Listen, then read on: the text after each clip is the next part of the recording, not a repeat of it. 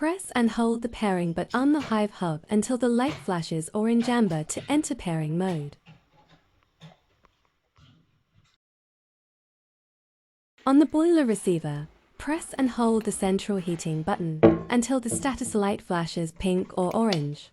Then release and hold again until it double flashes amber. On the thermostat, press and hold the left and middle buttons, usually the back arrow and menu, until the display says welcome, searching, or restarts the pairing process.